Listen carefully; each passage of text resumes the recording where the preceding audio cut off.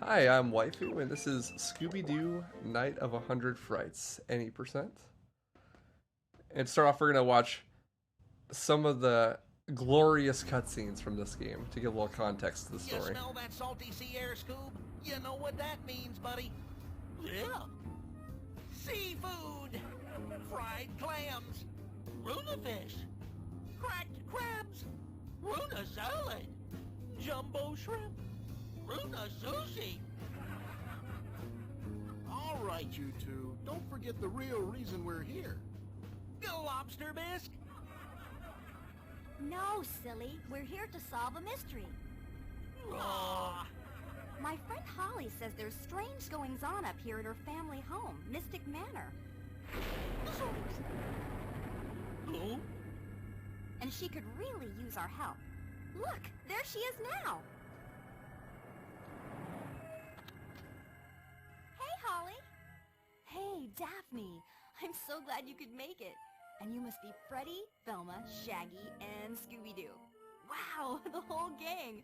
I've heard so much about you. Daphne's kept me up to date on all of your cases, so I figured my mystery would be right up your alley. Really? And what mystery is that?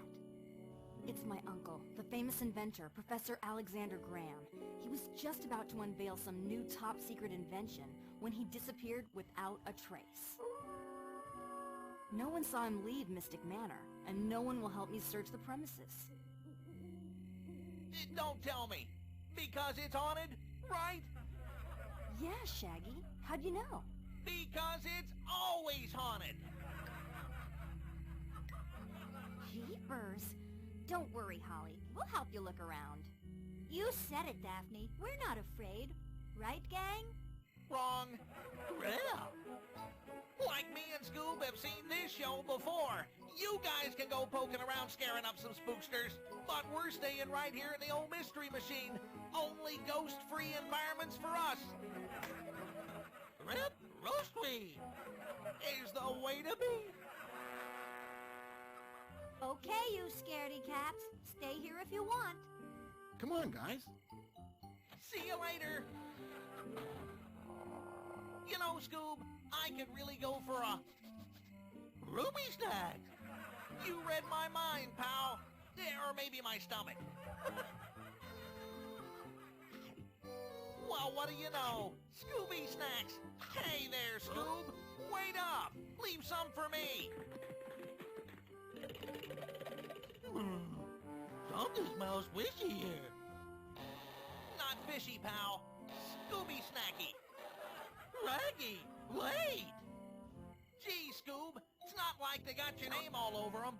Yeah, well, actually, they do. Scooby-Doo! Raggy?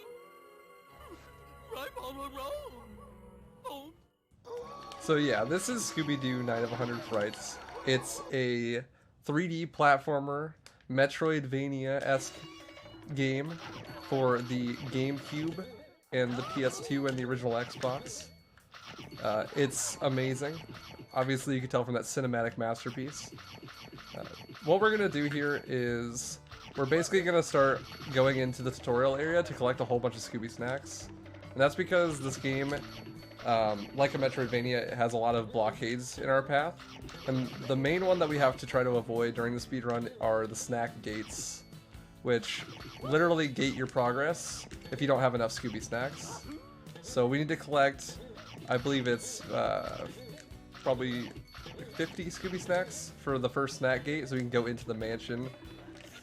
As you saw in the cutscene, everyone left and we're all alone. This game we play as Scooby the whole time, and occasionally we play as Scooby and Shaggy at the same time. But yeah, here's our first snack gate, 25 snacks. So we can go inside, and it actually eats the snacks from your inventory. So you have to collect more for the other gates. We end up skipping most of these in the game, but they are required primarily to progress, even with the insane amount of skips that we have in this game. I need some help in here. So here's the first trick. It's a chandelier jump. It's a little bit hard. It's just jump up here to the chandelier to get those extra snacks early. And then we meet up with Holly, and she tells us that everyone the mastermind appeared when they came in here and kidnapped everyone and locked the door, so she was stuck. And we're like, okay, that's fine, but we need the Scooby snacks. So what you saw me doing there is I was jumping off of the background to get a second jump. That's because if you are walking into a wall and the wall has a little bit of collision that you could stand on, you'll stand on it for just a moment and then be able to jump again. And we're gonna do that a lot throughout this game to just totally break all of the places you're supposed to be able to go and not go. Like I said, it's a Metroidvania, so we need to collect a few items so we can beat the game. There actually are no requirements to get to the final boss except for you need the helmet, the double jump, and the ground pound. You're supposed to have other stuff, but we can just skip everything else. And that's 3 of the inventions out of like 8 or so. So we skip a lot of the game. Which is kind of a shame because it's a great little cute game with some amazing music. So basically we're just going to be going from place to place, collecting those upgrades as fast as possible, and skipping as much of the game as we possibly can. But we're also going to need a lot of Scooby snacks, so even when it doesn't seem optimal, we're going to be getting a lot.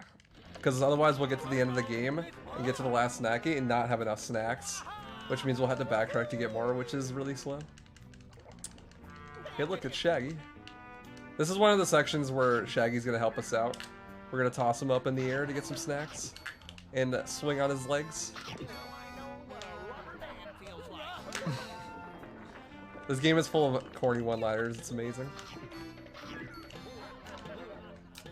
But yeah, this game is really cool. It's got a whole bunch of different enemies in it, and a lot of throwback stuff from the show. Like, a lot of the bosses are old major enemies in the show. But we're gonna skip like all of them.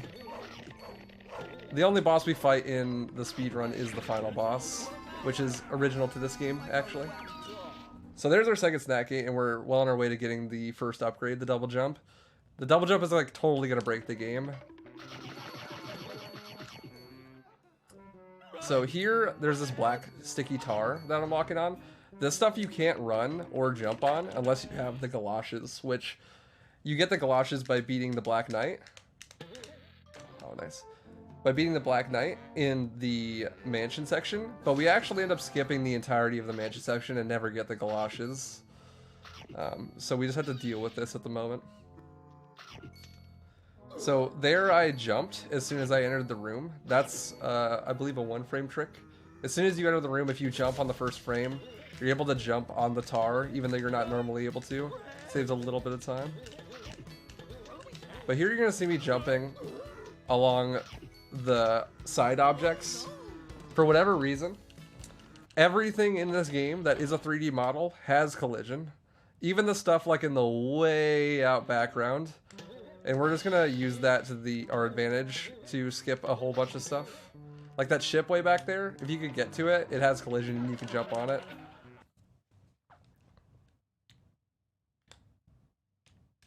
So now we're gonna use a little thing called a warp gate. It's basically a fast travel system.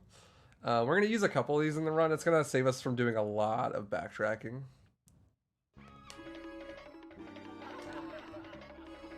So now that we got the double jump, our next goal is to get the helmet, because we need to be able to damage the final boss. And if we don't have the helmet, we can't damage him. And we won't be able to enter the boss arena either.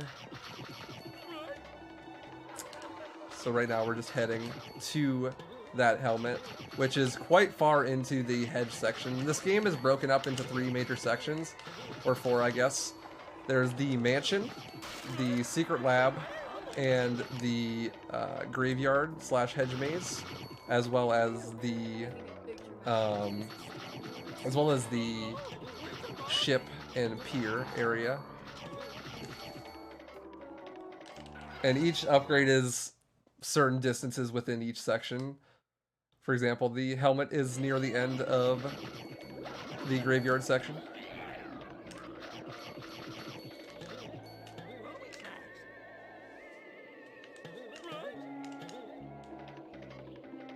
And there's also a lot of optional upgrades, like right there.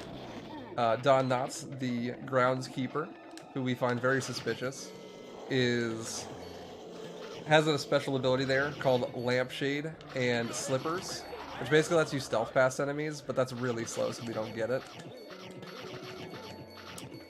So, like a classic Metroidvania, it wants you to backtrack a lot, but we're going to try to avoid that as much as possible.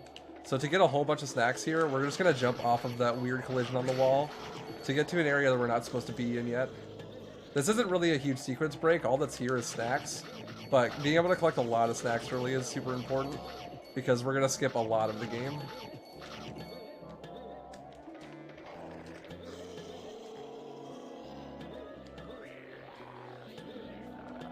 And we got our first big skip coming up. It's called Hedge Clip. There are shortcuts in this game that are supposed to be, they're two-way, but you can do them, you're supposed to unlock them from the furthest end, so you can go backtrack faster. That's the whole point. You'll see back down there, there's a shortcut there. And what you're supposed to do is, after you get the helmet and go progress a little bit further, there's a dead end until you get something from much later in the game. And so you're supposed to use the shortcut to, you know, get back to the beginning of the game earlier and go towards the place you need to be. But the collision in this game is really jank, so if you just hold up left on the D-pad, you'll clip right through the wall and be able to do the shortcut backwards. So we just skipped like maybe 30 levels of the game and an auto-scroller just by walking into the wall a specific way. It's really easy to do. The only problem is, we skipped too much of the game. We skipped like maybe 30 levels, and we need to go back like 4 so that we can go get the helmet. And that means that we're going to have to backtrack through some levels, and you're definitely not intended to do this, because the camera is not very good for going backwards through the levels. Fortunately, the levels aren't super hard, but they are cycle-based. So this room is interesting. It has a cutscene trigger at the beginning of the room. And so if you accidentally touch it, you'll have to watch a cutscene where it shows you all the keys for the area. You have to go around that, otherwise you'll get stuck and lose a lot of time. Oops, accidentally fell through there. Some janky collision. So that's what happens when you die. You just teleport to the beginning of any room that you were in. That's not a huge deal. It's really hard to die in this game, unless you hit like an instant death plane, like I just did there. But yeah, this is one of the levels that we're going through backwards. So I gotta try to make the cycles. It's not a huge deal if we don't. Maybe like a 5-second loss. This is a super safe speed game, and it's really cute. So it's a lot of fun. It's also my first speed game.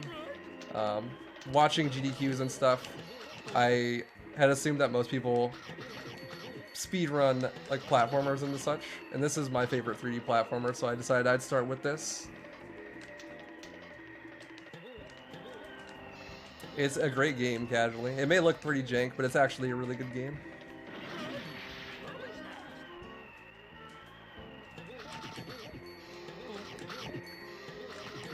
So here the whole point of this specific level is to try to make a cycle at the very end.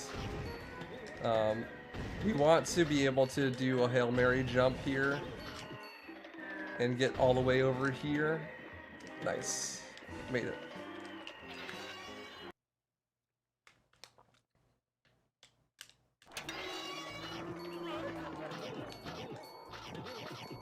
It's pretty straightforward, just going backwards through the levels, trying to get back to the helmet. Collecting as many snacks as we can. Trying to make the cycles.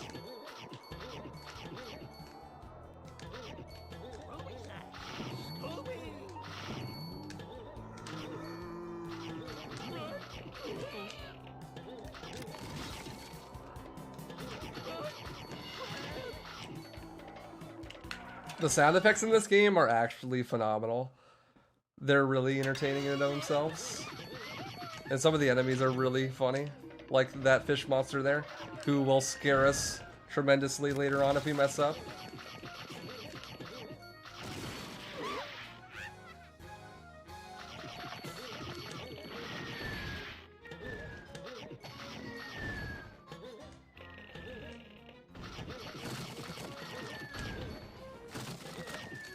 So we're playing on the GameCube version on a Wii because it has faster load times, but there's a couple different versions of the game and they all have their own benefits. GameCube is by far the fastest, but if you're running any other category, like some other categories like reverse boss order, which is possible in this game, Xbox is much faster, because in particular with reverse boss order, there's a cutscene at the end of the game that's unskippable, that's really long, but you could skip it on Xbox, and none of the other versions you're allowed to skip it. So I just did a little skip there where I jumped off the background. That's called Summer Early, found by a member of the community, Summer Sunset. Neat little trick, skips you having to wait a cycle.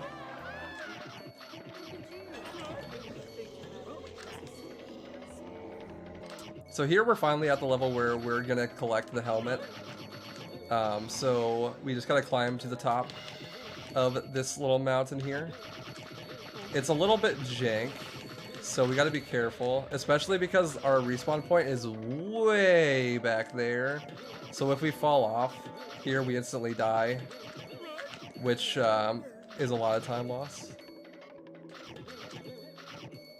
Here is a shortcut as well. We don't actually use that one out in the run though, thankfully. Once we're got the helmet, we are not going to come back to this area of the game ever again, the graveyard section. So we got a helmet now, and that turns all our dashes into lethal attacks. That will kill some enemies and stun others. And now that we have that, we can progress a little bit further and go ahead and get the ground pound. Because we need the helmet to unlock the ground pound. So here, that's called Fishy Early. We just skipped pretty much every level in the mansion by jumping over the invisible wall there. So like I said, you're supposed to have the galoshes. Oops, I fell. You're supposed to have the there's the scary monster, like I said. You're supposed to have the galoshes, which you get from beating the Black Knight inside the mansion. After doing a whole bunch of levels, but turns out the ceiling on that invisible wall is really small, so you could just jump on a barrel and then jump over it. It's super simple. I'm pretty sure I got it like my first try ever when I was learning the game. You just jump off a barrel in the background, and it skips a whole ton of the game. But it skips us right to some of the worst levels in the game. Some cycle-based levels with ice physics floors and conveyor belts. Everyone's favorite possible things in platforming games combined into one series of levels.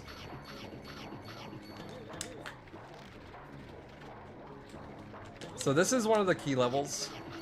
Basically, you need to collect 4 different keys. They're scattered around the area. You just gotta collect them. Not much to say here about this, really.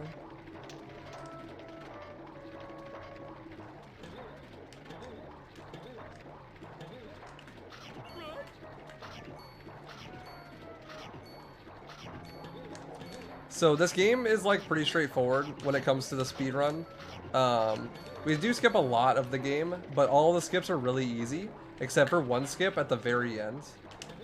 There's a skip called Green Ghost Skip, which is going to allow us to skip all of the graveyard levels all the way to the Green Ghost and the Green Ghost boss fight, which is good because the Green Ghost boss fight is an RNG boss, but the upgrade it gives you is an umbrella, and the umbrella lets you slow your falling speed and also float up fans.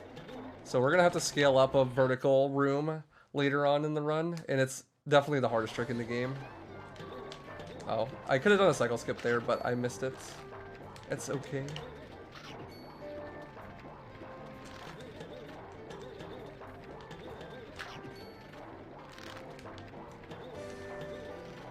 Skip that real quick. Just collect a whole... I gotta leave the room here, but I need to collect a whole bunch of snacks first. Hopefully we don't get spooked by any fish monsters.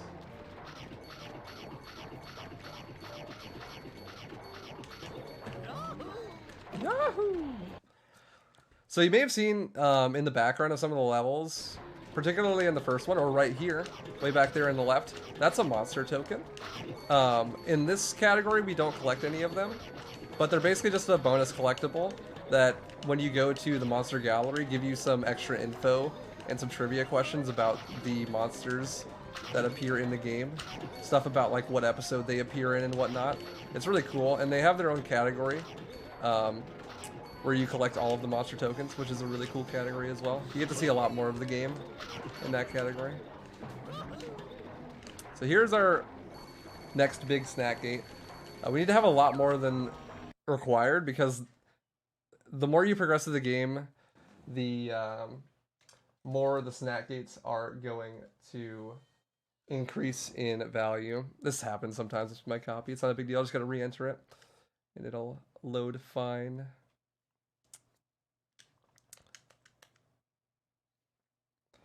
Just got to re-enter it. It'll load fine. It's all good. I'm looking to get a new one as well. This is just what I had at the time.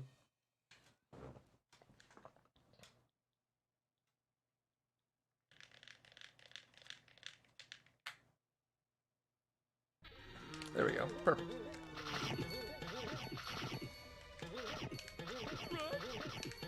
Those old GameCube games can be a struggle sometimes to get working on a Wii.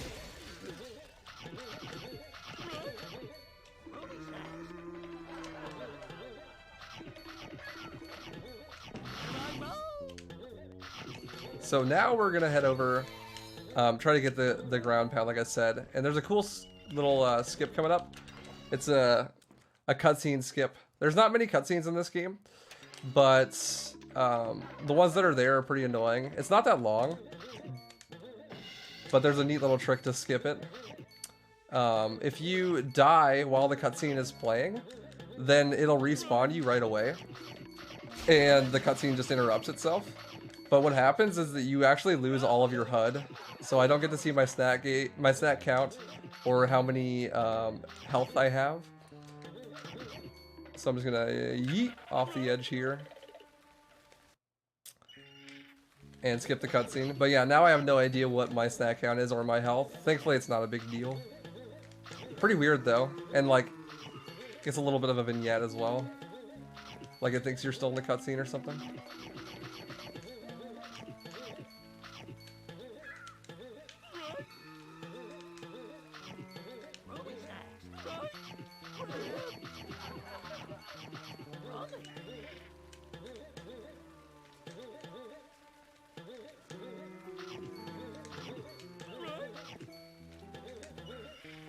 This part of the game is fairly straightforward. There's a couple more version differences in the next room.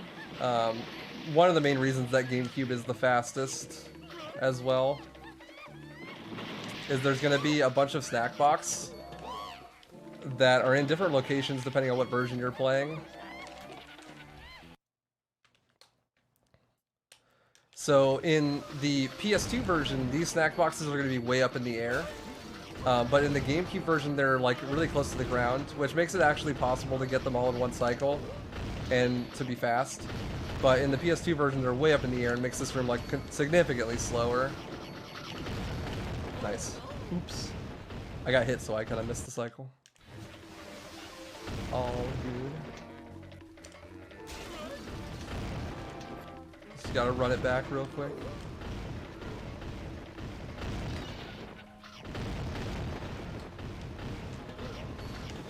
Yeah, these snack boxes that I'm collecting now would be like way up in the air. And it loses you a lot of time on the PS2 version, which is the version I used to run. Then we can make it all in one cycle on this version. So this room has something really interesting. Even on the GameCube version, there's different versions of the GameCube version. And the particular version that I'm running is the best possible version. It's the fastest version. And that's because it has a little skip here that you can do. It's called Coast Boats, but this is Fast Coast Boats. Basically, it's really interesting the way it works. The water in this game actually has collision. So if you have invincibility frames when you're walking on the water, you won't die. So Scooby can just walk across the water and not take any damage because the death plane can't hit you because you have invincibility frames. And in a very particular version of the GameCube version, that fishnet is actually invisible and in the middle of the room rather than where it appears. So you can just jump into the middle and swing off an invisible fishnet. But I didn't know how to tell what version of the game was what. So I just bought the GameCube version that they had at my local game store. And during one of my runs, I just YOLO'd it, and it turned out I had the right version. So that was pretty cool. I just jumped into the abyss and actually caught it.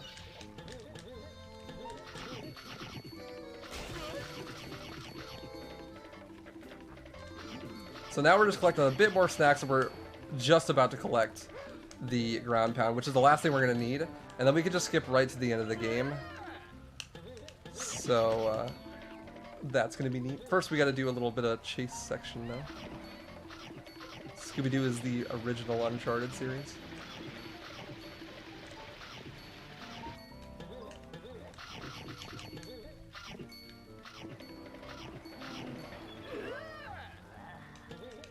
And back there, you saw a little example of some really wonky collision that doesn't make any sense. I actually jumped into a little cubby in the air that has no textures or anything, and then jumped on top of that cubby and then back out, so I could get those snacks early. Technically, you could skip this whole section right here and go on to the next section, but there's nothing there that you need.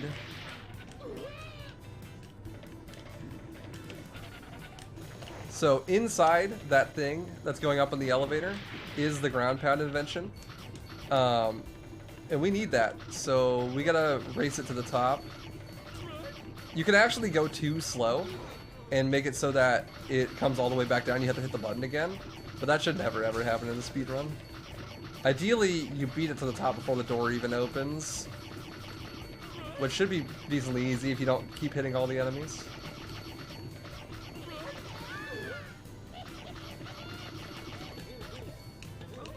Yeah, like that. And bam, we got the ground pound, which is a really good attack in the game, and also it lets you cover a little bit more ground with your jumps, as well as is the last thing you need to beat the final boss. So we have everything we need now. We've played like maybe 20% of the game, maybe, and we're just gonna skip to the end now.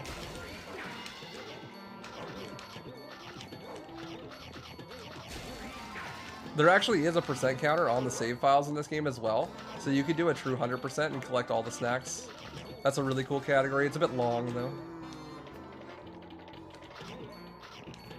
Oh, almost fell. So the last snack gate is 850 snacks. So we still need to collect like almost 100 more before we get there, and we're almost at the end of the game. So that's the real hard one to get to, because you're supposed... The amount of game that you skip in the last like 5 minutes or so here is way more than the rest of the game combined.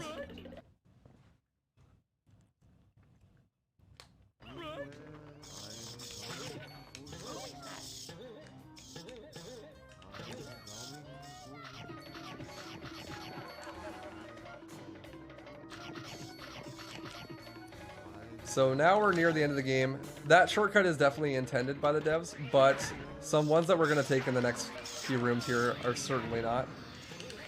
The next room in particular, we're going to do 2 skips in. The first one's called Shaggy Skip, which is a really minor skip. It basically just skips having to use Shaggy to open the next room. And then after that, we're going to do Redbeard Skip, which actually skips all of the seaside levels that we didn't already do, and the whole boss fight with Redbeard.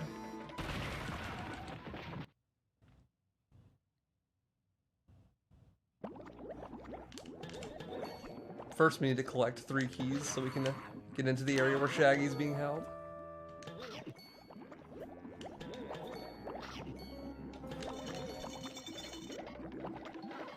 So here we're gonna do Shaggy Skip. Super basic.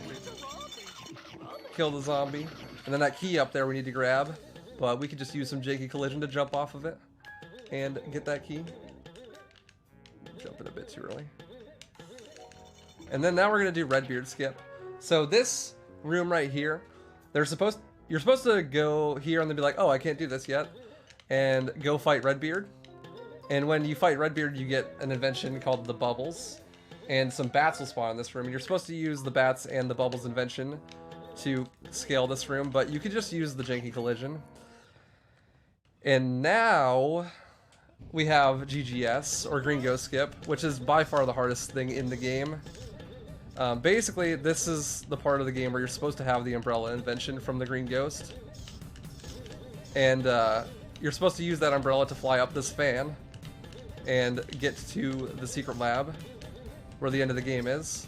But we have to do that without the umbrella because it saves like 10 minutes, which means we gotta scale up the side of this wall by jumping on some very small points of collision. It's really hard, and it could take a minute, but it could also go really fast. Okay, there we got the setup. Now I need to jump off of a bat and make it over there.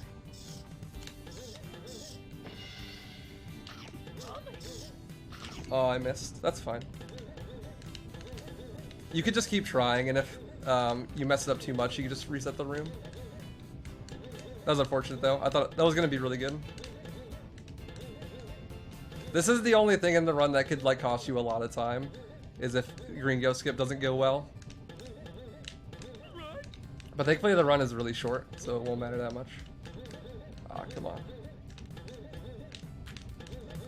So basically, like I said earlier, I'm landing on like a little tiny bit of collision, and then jumping off that again, or using that to regain my double jump. And then I have to make a jump and bounce off the bat and land at the top. And the real problematic thing about it is, the next room has a floor that instantly kills you. And if you die, then you respawn before this skip is done. So you have to do it again. It usually doesn't take this long. I'm really struggling with it this time. Aw, come on. The places you're supposed to land on are like ultra specific and really hard and finicky.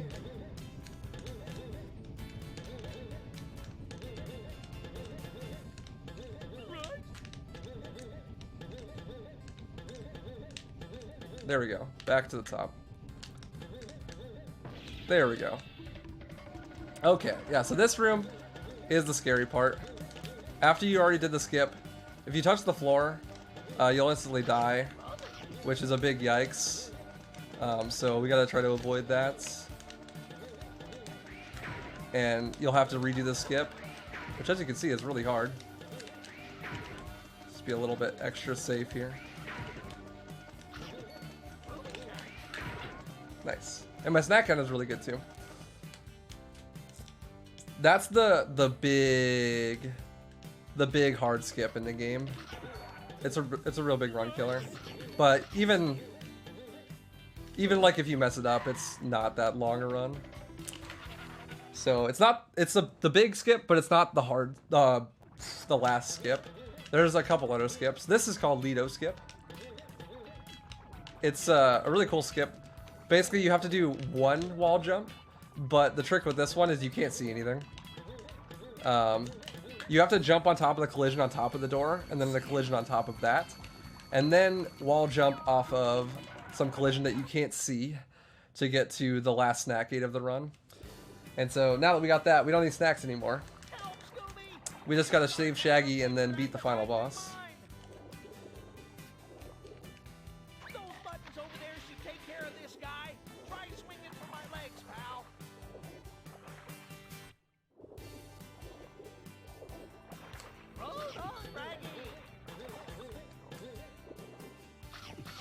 Just gotta swing off his legs and make the shark disappear. And then drain the water. And then the next room is the final room in the game, where we fight the mastermind, and then we'll get to see who is behind this mystery. But there's one more skip. We're actually gonna do a phase skip for the final boss. We're gonna skip his first phase, which unfortunately skips his theme song. All the music in this game is fantastic, especially the theme song for the bosses. But unfortunately, we don't get to hear any of it in the any percent run. Not even the final boss. Ready, ready.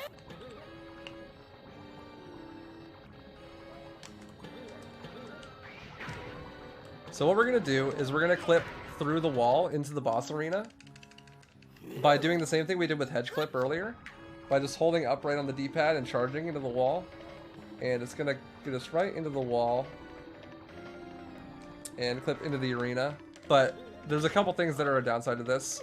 First off, you don't get the boss music. Second off, the camera is not adjusted for the room.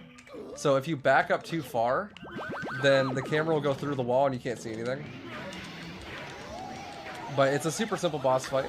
You gotta kill the baddies to turn the lasers off and then press the buttons. And once you do 3 phases, then Mastermind's gonna spawn down here. And we're gonna have to push him into the lasers.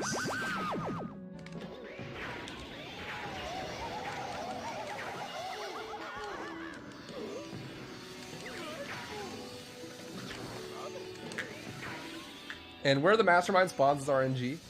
So we're gonna hope that he spawns as close to the lasers as possible. And pray that he doesn't spawn too far back, because otherwise you'll see that. And the camera will go through the wall and we won't be able to see what we're doing.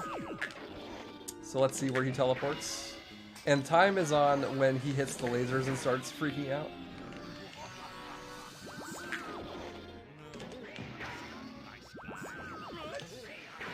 That's kind of, yeah, it's kind of unfortunate I can't see. That's fine though.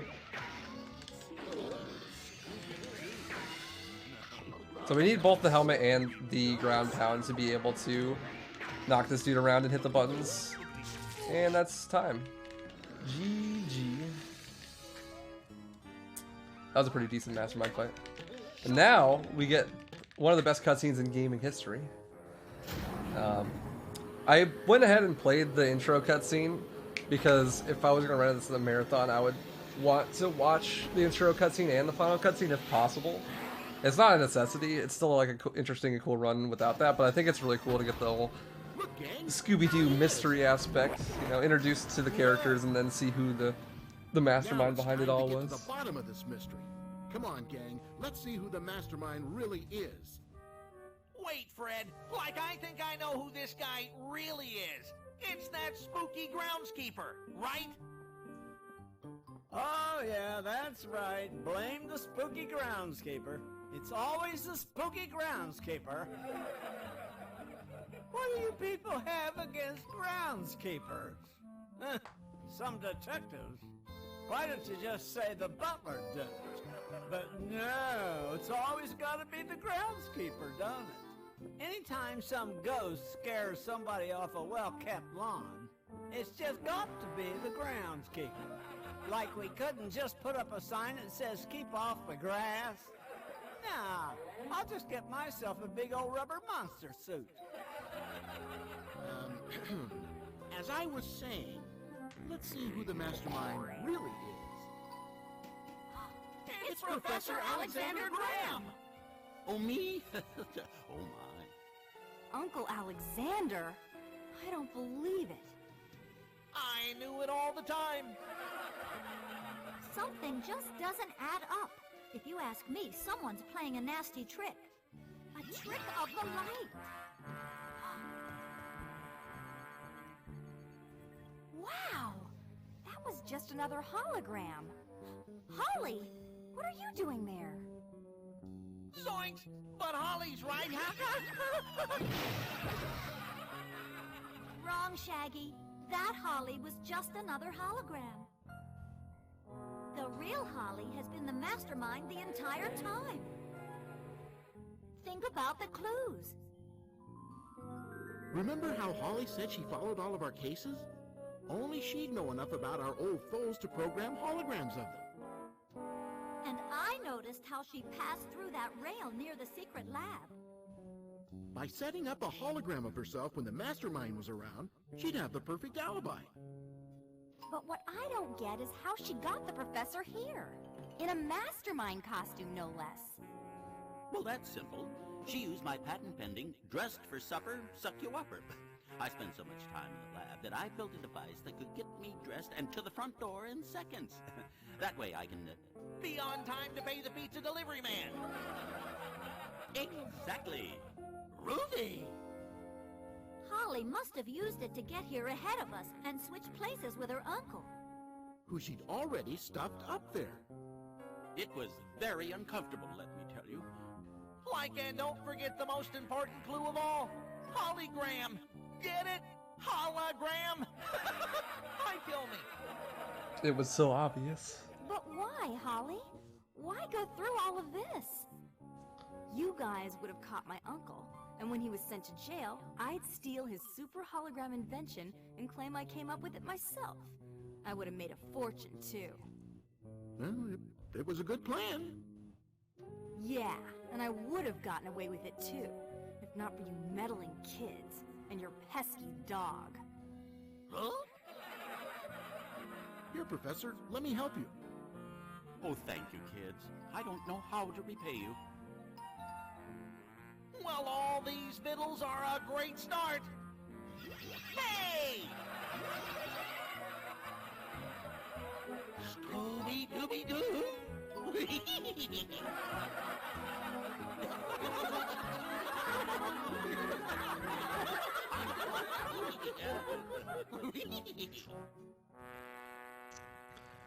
So that's Scooby-Doo 9 of 100 Frights, any percent. And the cutscenes.